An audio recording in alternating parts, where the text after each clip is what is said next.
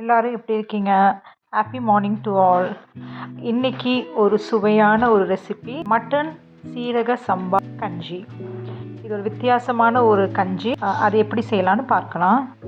அதுக்கு தேவையான பொருட்கள் நான் கொடுத்துருக்கேன். ஸோ உங்களுக்கு அது மீண்டும் வேணும்னா நான் திரும்ப உங்களுக்கு அந்த ரெசிபி தரேன். இப்போ நான் ஒன்றுனா நான் சொல்கிறேன் என்னென்ன பண்ணணும்னு செய்முறையை.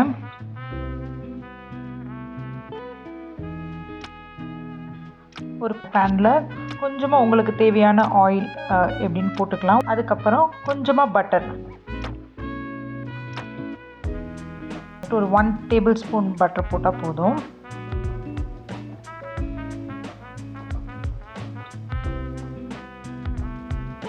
அதுக்கப்புறம் அதில் நான் ரம்பர் லீவ்ஸ் போட்டிருக்கேன். ட்ரை ரம்பர் லீவ்ஸும், கிராம்பு, பட்டை, ஏலக்காய்,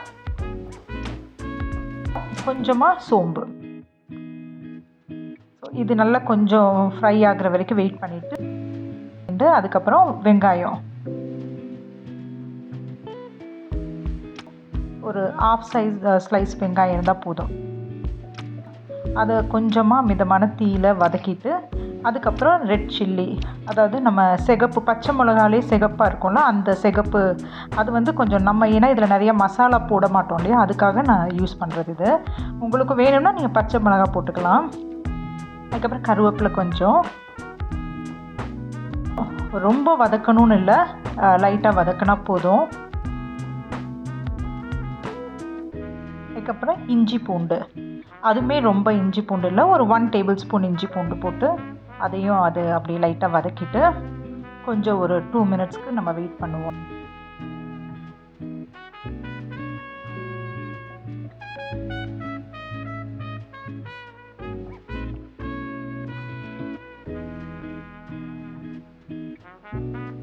கொஞ்சமாக தக்காளி, ஒரு பாதி தக்காளி கூட போதும்.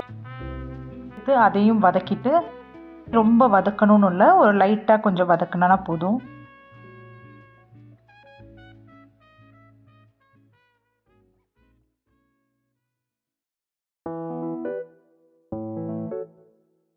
மூடி வச்சிருவோம்.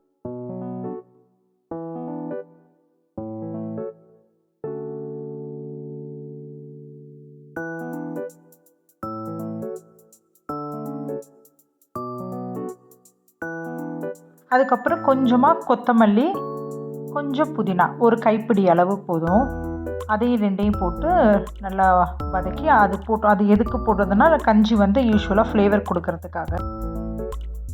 அதுக்கப்புறம் அது ஒரு 2 மினிட்ஸ் நம்ம மூடி வைப்போம்.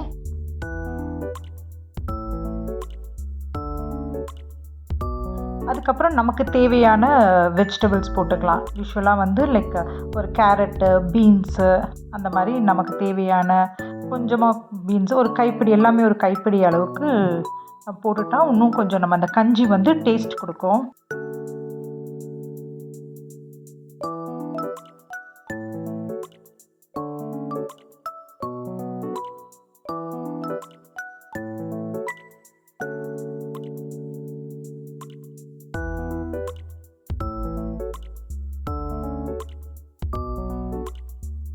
ஒரு 1 மினிட்க்கு கொஞ்சம் விட்டுருவோம். அதை மூடி வச்சுட்டு அப்படியே கொஞ்சம் நேரம் வெயிட் பண்ணிவிட்டு,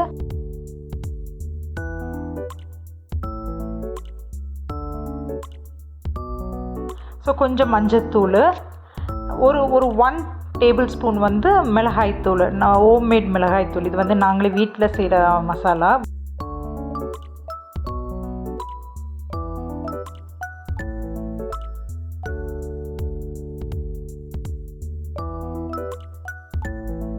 வெளியே கடையில் வாங்குகிற மசாலா போட மாட்டேன்.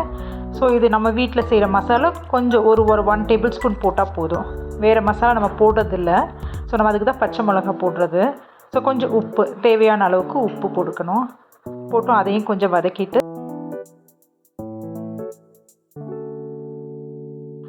நம்ம அதுக்கப்புறம் இதில் மெயின் இன்க்ரீடியன்ஸே நமக்கு மட்டன் தான். ஸோ மட்டன் நான் தனியாக குக்கரில் பாயில் பண்ணி அதை மிக்சியில் ஒரு சுற்று நம்ம கிரைண்ட் பண்ணி தனியாக எடுத்துக்கிட்டு அதை மிக்ஸ் பண்ணி இதில் பண்ணணும். ஏன்னா இதோடே நம்ம பண்ணும்போது அதில் மட்டன் வேகாது. ஸோ அதனால் நான் தனியாக எடுத்து மிக்சியில் ஒரு கிரைண்ட் பண்ணி நான் ஒரு கோஸை அரைச்சி நான் அதை மிக்ஸ் பண்ணியிருக்கேன். இது வந்து ரொம்ப வேகணும்னு இல்லை, அந்த நம்ம போட்ட ஏற்கனவே அதோட இதில் சேர்ந்து அதுவும் மிக்ஸ் பண்ணி அது கொஞ்சம் வெந்தால் போதும். அதுக்கப்புறம் நம்ம அரிசி சீரக சம்பா அரிசி எடுத்திருக்கேன். யூஸ்வலாக பச்சரிசி எடுப்பாங்க, பட் இதுக்கு நான் டிஃப்ரெண்ட்டாக சீரக சம்பா அரிசி எடுத்திருக்கேன். அது வந்து 1 கப்பு, அதாவது 1 கப்பு வந்து சீரக சம்பா அரிசியும் 1/4 கப் வந்து நம்ம சிறுபருப்பு 1/4 கப்பு. ஸோ இது ரெண்டையும் சேர்த்து நான் வந்து நல்லா வாஷ் பண்ணி வச்சு அது தனியாக வந்து நான் இப்போ இதோட மிக்ஸ் பண்ணி நான் இதை வேக வைக்க.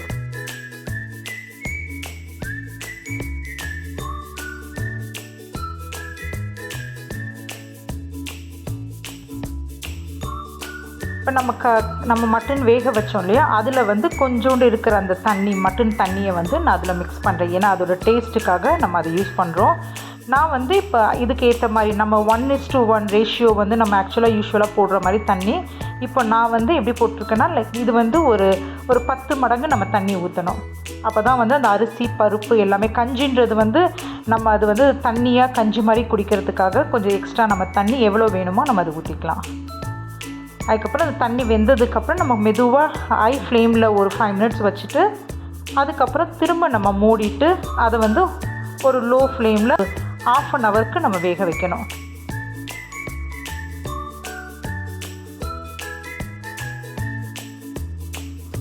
இப்போ கஞ்சியும் அந்த தண்ணியும் ஒரே அளவில் வரணும். ஏன்னா ரொம்ப ஹை ஃப்ளேமில் வச்சோம்னா யூஸ்வலாக அது வேகாது. ஸோ அந்த தண்ணி எல்லாமே இழுத்துரும். ஸோ நம்ம ஸ்லோ ஃப்ளேமில் வைக்கும் போது அந்த கஞ்சி பதத்துக்கு நம்ம யூஸ்வலாக வரும். ஸோ இப்போ நான் பண்ணியிருக்கிறது வந்து ஒரு 4 பேர் அந்த கஞ்சி சாப்பிட்லாம், அந்த மாதிரி ஒரு சர்வ் பண்ணுற அளவுக்கு நான் செஞ்சுருக்கேன். செஞ்சுட்டு டேஸ்ட் பண்ணிவிட்டு நீங்களும் எப்படி இருக்குன்னு எனக்கு கமெண்ட்ஸில் சொல்லுங்கள். தேங்க்ஸ் ஃபார் வாட்சிங். மீண்டும் சந்திப்போம். தேங்க்யூ.